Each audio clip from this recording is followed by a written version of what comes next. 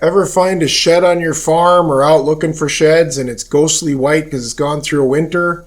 Or ever have, an error in working with your shed? Maybe you didn't get to it long enough, or maybe you killed a deer and you over baked it, or maybe the deer was really old and there's just no color left in the animal. That's the case with this particular rack right here in front of us.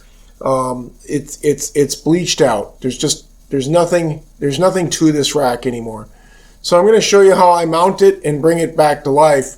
Now, I've tried coffee, I've tried the minerals, I've tried some of the markering techniques, I've even tried some of the painting methods. I found the best thing for me is the polishes. Now, there's shoe polish and there's wood polish. It really depends upon the critter and how dark you want to get it.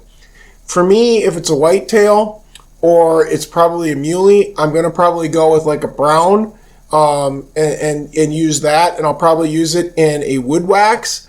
Or if it's more of like a elk or something like that, I might do the wood wax with a little bit of like shoe polish mixed in to get some of those darker lines in that you typically see. Here I'm just doing the skull cap to start with, and then I'm going to move my way up the antlers, and I'm just rubbing it in and then rubbing off so I don't get too much, and I'm leaving some of the darker colors to the inside. And particularly in this one, I'm using the Tudor Brown. I find that it works the best for me. Now, some people may disagree and they want a different type of wood wax or shoe wax. It works for me. And once I get done with it, I drill a couple holes in it and I try to turn it into something that we can put on the wall. And in this situation, I'm only going to put 2 holes in this because the skull cap is pretty fragile. So I know there are people that say put 3 or put them at a V angle so it really never moves. But, even though it feels hard, this thing is gotten a little brittle, and I don't want to risk it. It's a very nice rack. It's very colorful. So here I got a wood mount plate. I put a screw in it here, and I'm just kind of checking for center and to see. No rack is completely symmetrical.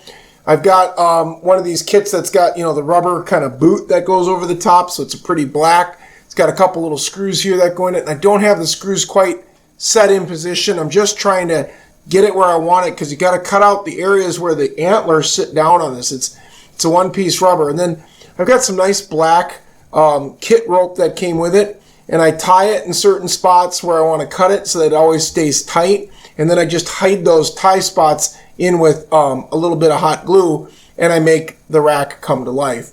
So I took the wood and I spray urethaned it. I've got the rack, which I've now waxed with a Tudor Brown and gotten the color back in it. And then I mounted it like I would a traditional mount. And then this is what it looks like on the wall. I think it's a really neat way to bring back life to those lighter racks that don't have enough color, or they've been sun bleached, or they've been heat bleached, or for whatever reason it's been hurt. This is a beautiful 8-point. It's got character. It's got long tines. For a whitetail, it's a wonderful rack, and it'll look really nice on a wall the way I've done it. If you ever need to do it, I highly recommend to use a wax like this.